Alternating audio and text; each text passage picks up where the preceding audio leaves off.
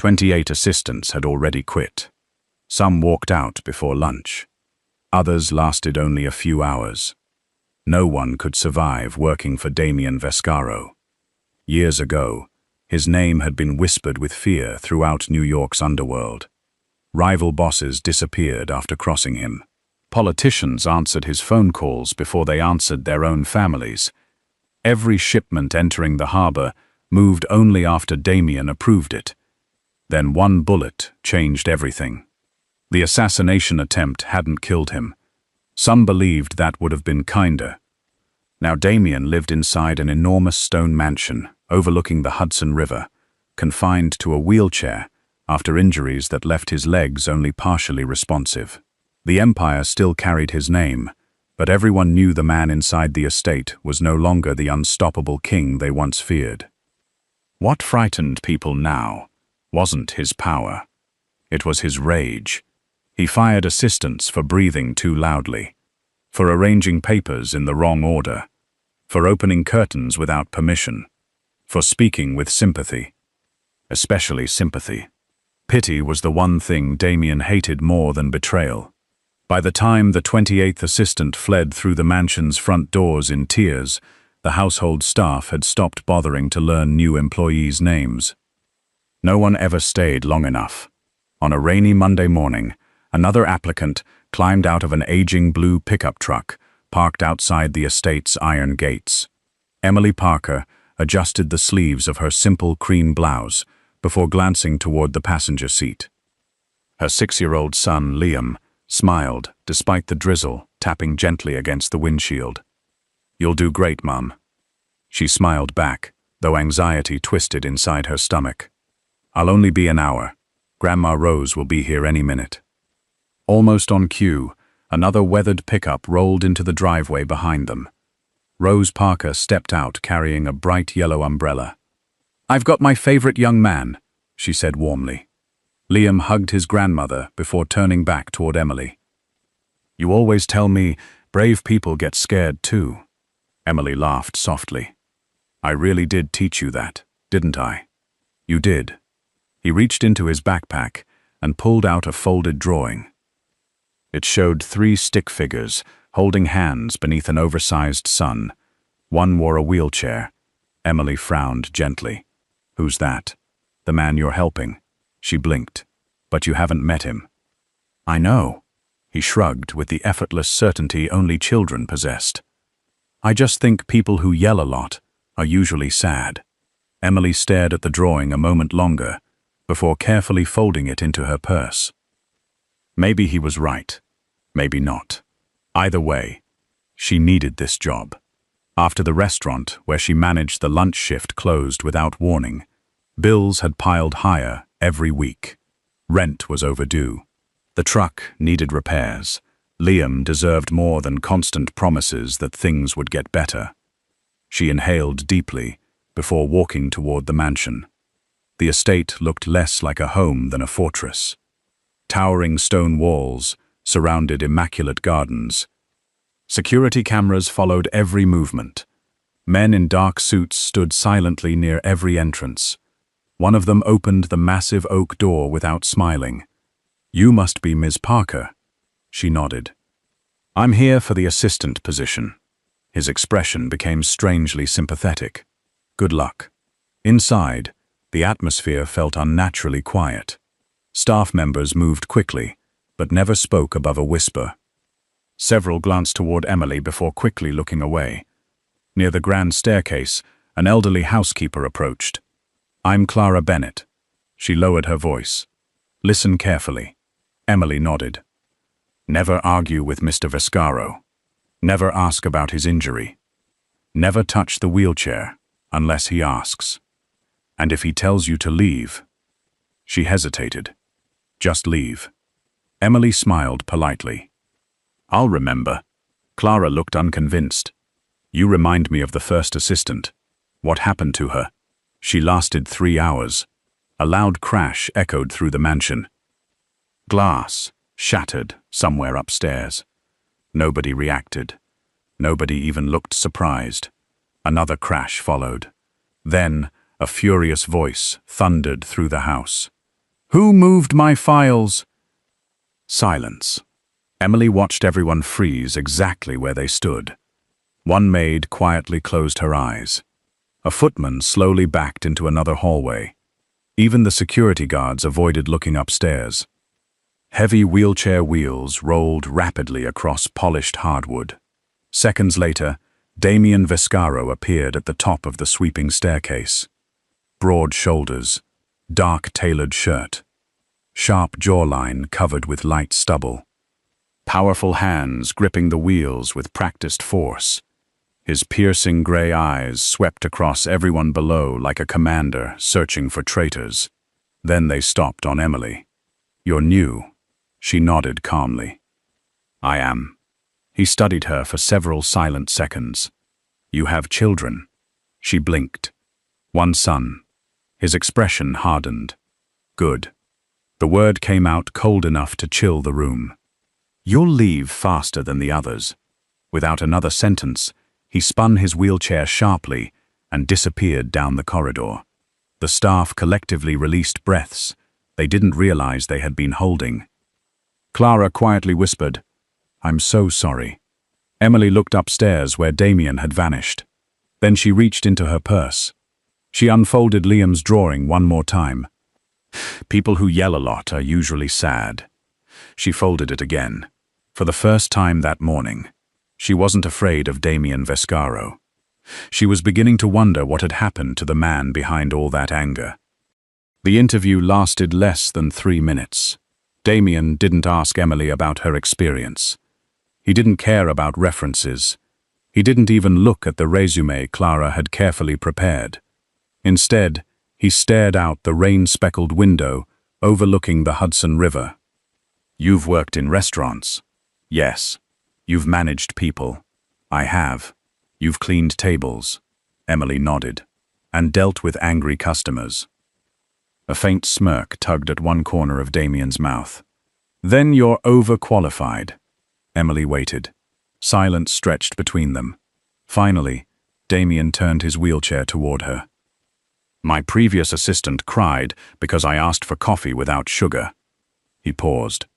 "I asked for coffee without sugar." Emily simply replied, "Then she wasn't crying because of the coffee." His eyes narrowed. "No? People usually cry after carrying many things they never talk about." Another silence. Longer this time. Damien studied her face, searching for fear. He found none. Only patience. It irritated him. "You think you understand people?" "No." "You think you understand me?" "No." "Then why are you still standing there?" Emily folded her hands calmly. "Because you haven't finished deciding whether you want me to leave." For the first time in months, Damien found himself without an immediate response. He hated that feeling. He spun his wheelchair toward an antique bookshelf. "Fine." He pointed toward several thick financial folders stacked unevenly across a conference table. "Organize everything by shipment, territory, and quarter." Emily walked to the table. The files looked chaotic. At first glance, but after several minutes, she realized they weren't random. Someone had deliberately mixed completed reports with active contracts. Any assistant trying to organize them would almost certainly destroy ongoing negotiations. She turned toward Damien. "These aren't disorganized." He looked up. "They're trapped." His eyebrows lifted slightly. "What?" "Someone arranged them so that every logical system creates new mistakes." She picked up 3 folders. These belong together. She selected another. This one was inserted afterward. Another. And this shipment doesn't match the accounting dates. Damien slowly rolled closer. No assistant had noticed that before. He had created the impossible filing system himself after the assassination. Not because he needed it, because he wanted proof that no one actually paid attention. Emily wasn't guessing. She was observing. Without another word, Damien wheeled himself back toward the window. Continue. Hours passed quietly. For the first time in years, his office remained free of shouting. No unnecessary questions. No nervous chatter. Emily worked steadily, occasionally asking only what truly mattered. At noon, Clara entered carrying lunch. One tray held grilled salmon, roasted vegetables and sparkling water. The other contained a simple turkey sandwich. Emily smiled. "Thank you." Clara looked confused. "No one ever thanks me anymore." Emily's expression softened. "Someone should." Clara blinked rapidly before leaving. Damien watched the exchange without comment. After several minutes, Emily noticed his untouched lunch. "Aren't you eating?" "I'm not hungry." "You've said that before?" He looked at her sharply. "What?" "The staff prepared your meal automatically." She gestured toward the untouched plate. "They expected this." His jaw tightened. "My appetite isn't your concern." "No." She nodded. "It isn't." She returned to her sandwich. No lecture, no persuasion, just acceptance. Oddly, that bothered Damien even more. By late afternoon, the office looked completely different. Documents were arranged logically. Pending contracts separated from archived reports. Every file labeled clearly enough that anyone could locate it within seconds. Emily carried the final folder onto Damien's desk. Finished. He examined the stacks carefully. Nothing was missing. Nothing misplaced. Everything exactly where it belonged. "You changed my system." "I clarified it."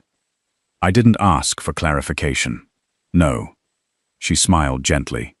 "But I thought your future assistant might appreciate it." He looked up. "My future assistant." I assumed I wouldn't survive today. For one brief moment, Damien almost laughed. Instead, he looked away. "You're still here," I noticed. Another long silence settled over the office. Then Damien spoke without looking at her. "My therapy session starts in 10 minutes. Emily nodded. "I'll tell the therapist you're ready." "I cancelled therapy." "You do that often?" "Every week." She hesitated only briefly. "Would you like me to cancel tomorrow's meeting too?" His head turned immediately. "What meeting?" "Your shipping executives." "I didn't mention a meeting." "You have one." She pointed toward the calendar, synchronized across his desk monitor. "You've postponed it 6 times." His face darkened. "I don't need people staring at me." Emily answered quietly. "They're already staring." He looked at her coldly. "The difference is whether they see a man hiding or a man leading." The room became perfectly still. No one, not doctors, not family, not old associates, had spoken to Damien that honestly since before the shooting. His hands tightened around the wheels. "Get out." Emily didn't move. "I said get out." She calmly picked up her coat, walked toward the door, then paused. Without turning around, she said softly, "I'll be here tomorrow morning at 8. "You don't work here." "I know." She finally looked back. "But I think you still need an assistant." She walked out before he could answer. Damien remained alone in the office. His anger should have exploded. Instead, he found himself staring at the perfectly organized desk, then at the untouched lunch. Finally, his eyes drifted toward the calendar reminder flashing quietly across the computer screen. Therapy. Tomorrow. For the first time in 18 months. He didn't press cancel. Emily returned the next morning at exactly 8 o'clock. She fully expected to be turned away at the front gate. Instead, one of the security guards quietly opened it before she even reached the intercom. "Good morning, Ms. Parker." She stopped. "I thought Mr. Vescaro fired me." The guard exchanged a cautious glance with another employee. "He never said you were fired." Emily smiled to herself. That sounded strangely encouraging. Inside the mansion, the atmosphere felt different. Still quiet, still disciplined, but the fear that had saturated the halls yesterday had eased ever so slightly. Clara was waiting near the foyer with a cup of fresh coffee. "I wasn't sure you'd come back." Emily accepted the cup gratefully. I wasn't sure either. Clara lowered her voice. He ate breakfast. Emily blinked. What? Not much. But he ate. The elderly housekeeper smiled in disbelief. That's the first breakfast he hasn't skipped in nearly 4 months. Emily looked toward the second floor, but said nothing. She refused to take credit for something Damien had chosen himself. Moments later, Michael Vescaro entered through the front doors. Tall, impeccably dressed, and carrying the confidence of someone accustomed to making difficult decisions, Michael was Damien's younger cousin and the executive overseeing most of the family's legitimate businesses. He extended a polite hand. So you're Emily. I am. I've heard interesting things. She laughed softly. I hope mostly good. Michael hesitated. My cousin doesn't keep assistants. He keeps dismissing them. You stayed. For 1 day. That's 1 day longer than almost anyone else. Before Emily could respond, Victor Langston walked into the foyer. Unlike Michael's quiet professionalism, Victor carried himself with polished arrogance. As chief operations executive of the Vescaro organization, he had effectively managed the empire during Damien's recovery. His tailored navy suit was flawless. His smile wasn't. So, this is the miracle worker. Emily offered a courteous handshake. He ignored it. You should know something. His voice remained pleasant enough for others to hear, but cold enough that only Emily noticed the warning beneath it. People become very attached to helping Damien. They usually leave disappointed. Emily answered calmly. I'm not here to fix him. Victor's eyes narrowed almost imperceptibly. Good. Because no one can. He walked away before she replied. Clara watched him disappear down the hallway, then whispered, Don't trust him. Emily glanced sideways. Why? I don't know. The older woman frowned. I've simply learned that kind people don't make the staff nervous. Before Emily could ask another question, Damien's office doors opened. He rolled into view wearing a charcoal grey suit instead of yesterday's casual clothes. His posture was straighter, his expression no less intimidating. You're late. Emily checked her watch. It's 8, exactly. I expected you at 7:55. She smiled. Then tomorrow I'll surprise you. Several nearby employees lowered their heads to hide nervous expressions. Nobody joked with Damien. Nobody. To everyone's astonishment, he simply turned his wheelchair. Follow me. The morning passed in uninterrupted work. Emails, contracts, shipping reports, meeting schedules. Emily quickly discovered that Damien remembered every number he had ever approved, every invoice, every port license, every employee. His mind remained astonishingly sharp. Only his body seemed trapped. Near noon, Dr. Adrian Wolfe arrived for Damien's weekly neurological assessment. The physician had treated Damien since the assassination. Professional, calm, highly respected. Emily organized paperwork nearby while pretending not to listen. Pain level? 4. Any new movement? No. Dr. Wolfe made several notes before testing Damien's reflexes. Emily watched quietly. Something felt strange. The doctor barely examined Damien's legs. He asked routine questions, tapped a reflex hammer twice, recorded answers almost automatically. Then prepared another syringe. Emily frowned. What is that? The room fell silent. Dr. Wolfe looked up. A muscle relaxant. For the spasms. Damien extended his arm without hesitation. Emily hesitated. I'm sorry. She chose her words carefully. I thought muscle relaxants were usually prescribed after physical therapy. They are. Was there therapy today? No. The doctor's smile tightened. This dosage is preventative. Emily nodded slowly. I see. But she didn't. Not completely. After Dr. Wolf left, Emily quietly searched the appointment calendar. 3 therapy sessions had been cancelled that month. Each cancellation had occurred immediately after medication adjustments. Curious. Very curious. That evening, she stopped by the rehabilitation room while looking for archived files. Dust covered several exercise machines. Resistance bands remained exactly where someone had abandoned them months ago.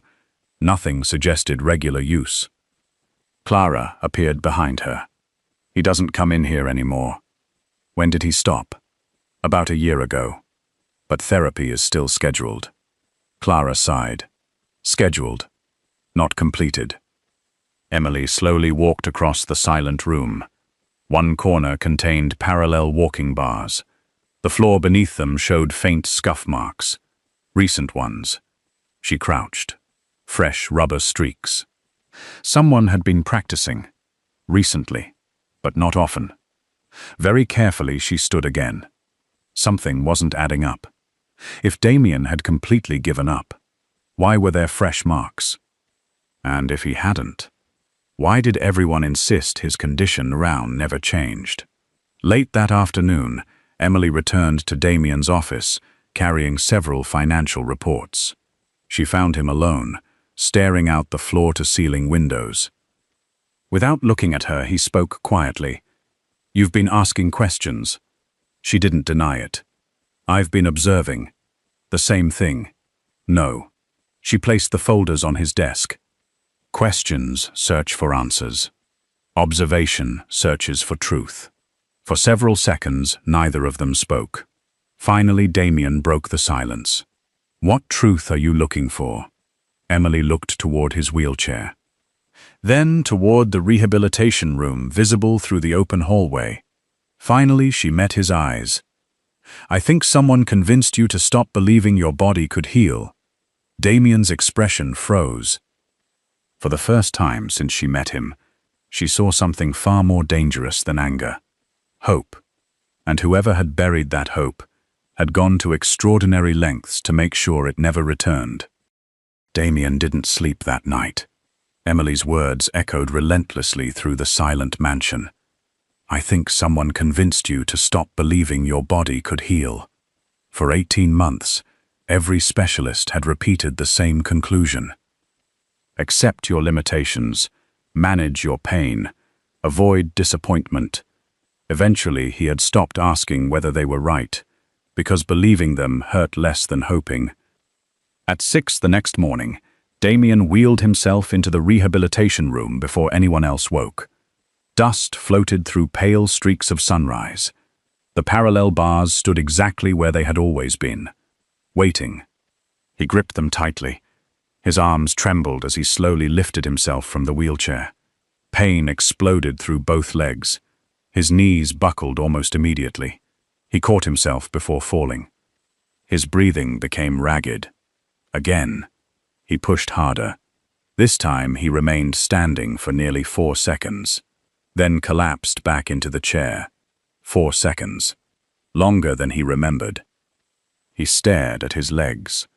For the first time in over a year, they had answered him. Not completely, but enough. A quiet voice came from the doorway. "I knew you'd try." Damien turned sharply. Emily stood there holding 2 cups of coffee. "You followed me?" She shook her head. "I noticed the elevator was already running." She walked closer, but stopped several feet away. She didn't rush to help him. She didn't offer sympathy. She simply handed him a cup. "You stood." His voice was almost defensive. For a moment, Emily smiled. A moment becomes 2. 2 becomes 5. 5 becomes a step. Damien stared into the coffee. "You make everything sound easy." "No," she answered gently. "I just refuse to let fear decide what's impossible." Before he could respond, raised voices echoed from the hallway.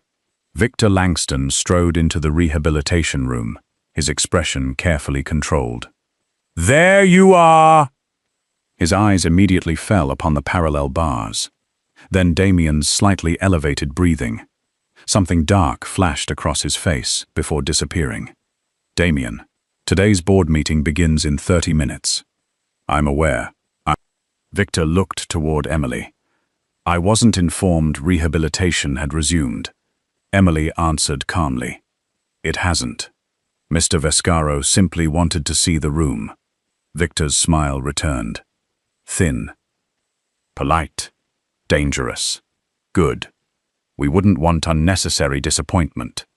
Damien looked up. What does that mean? Victor placed a reassuring hand on the back of the wheelchair. The doctors have already explained your prognosis. We shouldn't chase false hope. Emily noticed Damien's shoulders sink ever so slightly. The words had landed exactly where Victor intended. She said nothing. But she remembered them. Later that afternoon, while organizing archived financial records, Emily searched for an old insurance claim connected to the assassination. Instead, she found something unexpected. A locked medical file. Not in Damien's personal records. In the executive archives. That alone made no sense. She opened the folder. Most documents were routine. Hospital invoices, physical therapy schedules, medication authorizations. Then one page caught her attention. A revised prescription, signed electronically by Dr. Adrian Wolfe, approved by Victor Langston. Emily frowned. Why would an executive approve neurological medication? She compared the dates. Every increase in Damien's muscle relaxants matched the cancellation of intensive physical therapy. Again, and again, and again. A chill crawled across her spine. Someone hadn't simply treated Damien. Someone had controlled his treatment. She quickly photographed the documents with her phone before returning everything exactly as she found it. That evening, Liam waited for his mother outside the estate. Damien happened to be crossing the courtyard when the little boy climbed from Rose's truck, carrying a baseball glove. He froze upon seeing the wheelchair. Most adults became awkward. Children rarely hid what they thought. Liam walked straight toward him. Hi. Damien nodded. Hello. My name's Liam. I know. My mum talks about you. Damien glanced toward Emily, who looked mortified. I'm sorry, Liam continued without noticing. Grandma says you're very important. Damien answered quietly. I used to be. Liam tilted his head. My mum says people don't stop being important just because something bad happens. Emily closed her eyes briefly. She had definitely said that. Liam looked down at the baseball glove. Can I ask you something? Damien surprised himself by answering. Go ahead. If your legs don't work very well, do your arms still throw? Damien blinked. I suppose they do. Want to see? Before anyone could react, Liam gently tossed the baseball toward him. Instinct took over. Damien caught it cleanly with one hand. The boy grinned. I knew it. He backed away several steps. Throw it back. Damien hesitated. Months, maybe years, since anyone had asked him to play instead of recover. He threw gently. The ball landed perfectly inside Liam's glove. Again, another throw, then another. Soon laughter echoed across the courtyard.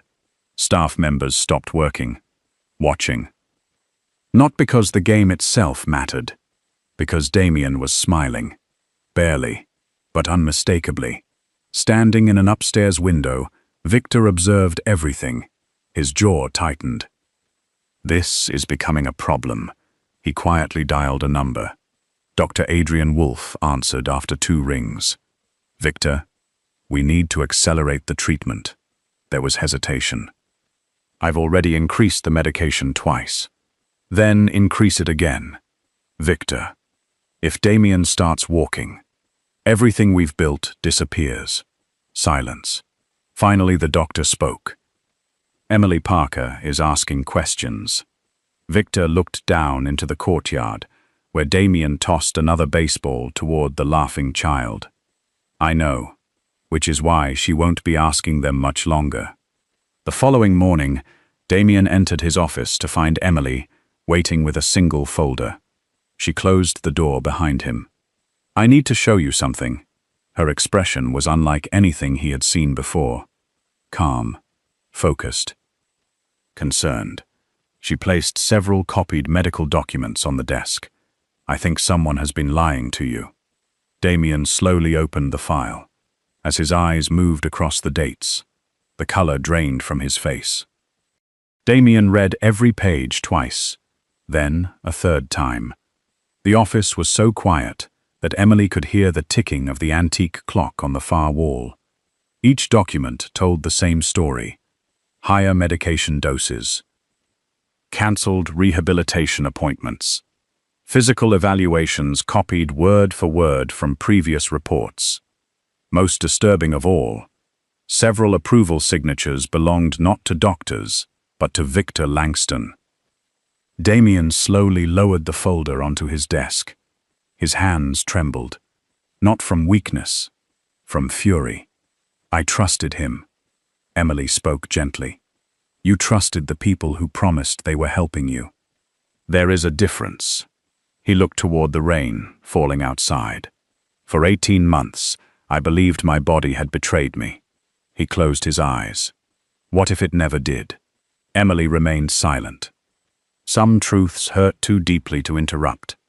Finally, Damien looked at her. "Arrange a board meeting. Today." 2 hours later, every executive in the Vescaro organization filled the mansion's grand conference hall. Victor Langston sat confidently near the head of the table. Dr. Adrian Wolfe occupied a seat beside the legal advisors. Michael Vescaro noticed Damien's expression immediately. Something had changed. The defeated resignation was gone. In its place stood the cold authority that had once ruled an empire. Damien rolled his wheelchair to the center of the room. No greeting, no introduction.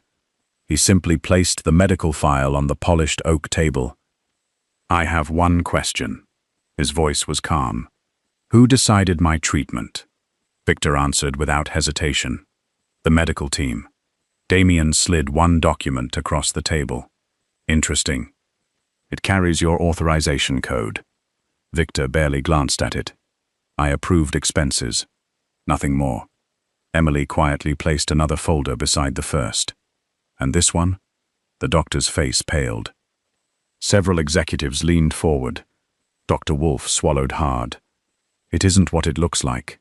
Damien's grey eyes locked onto him. "Then explain." The physician hesitated. Victor interrupted. "Damien, this is unnecessary." "No," Damien replied. "It became necessary the moment someone decided I no longer deserved the truth." Silence spread across the room. Finally, Dr. Wolfe broke. The original neurological reports showed partial recovery potential. Every head turned. "I recommended aggressive rehabilitation." His voice shook. But Victor believed.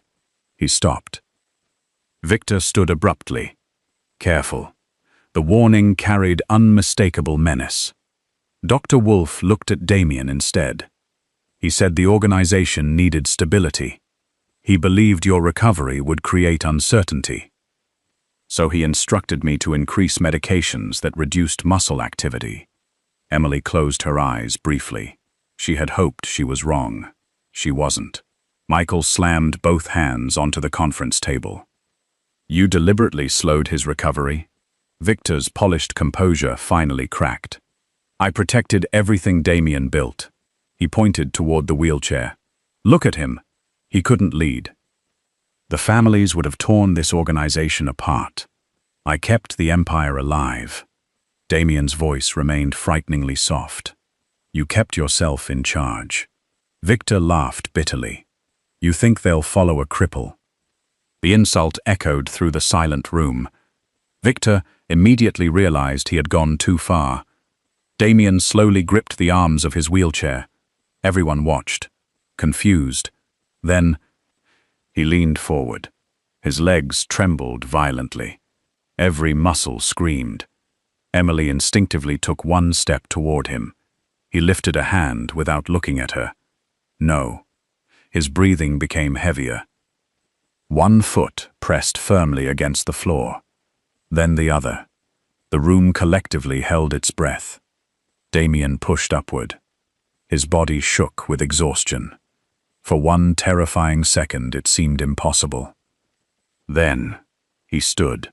Not perfectly, not steadily, but undeniably, standing. Victor's face drained of all color. Dr. Wolf stared in disbelief. Several executives instinctively rose from their chairs.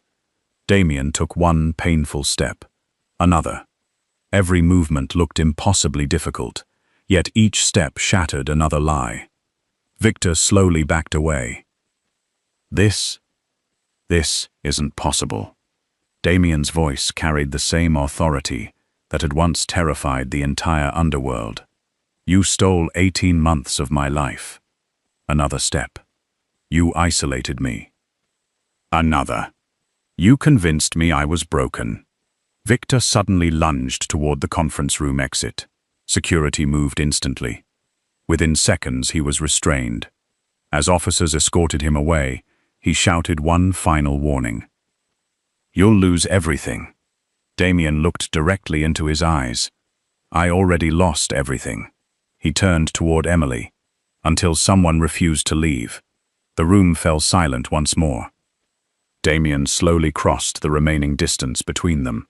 His balance wavered. Emily instinctively reached out.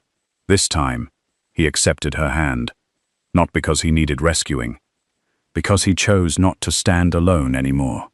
Several weeks later, the Vescaro Foundation announced the largest rehabilitation center for spinal injury patients in New York.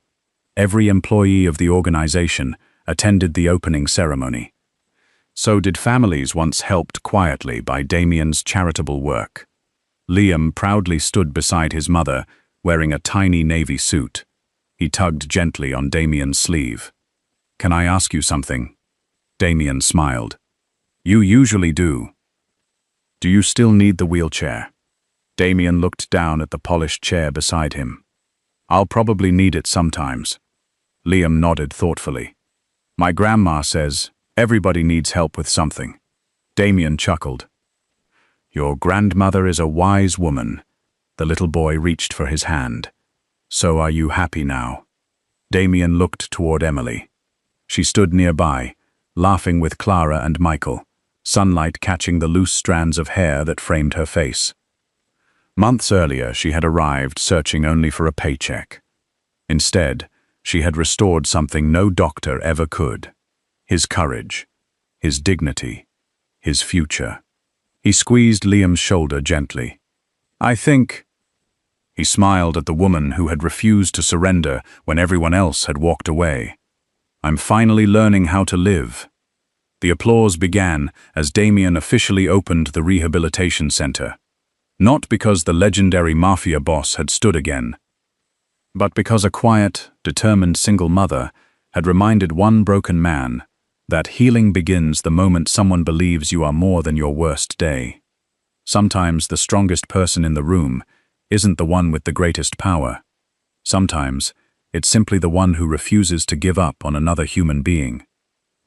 If you enjoyed this story, don't forget to like, subscribe, and share it with someone who needs a reminder that hope can return, even after life's darkest chapters. And tell us in the comments, if you were Emily, would you have stayed after Damien told you to leave?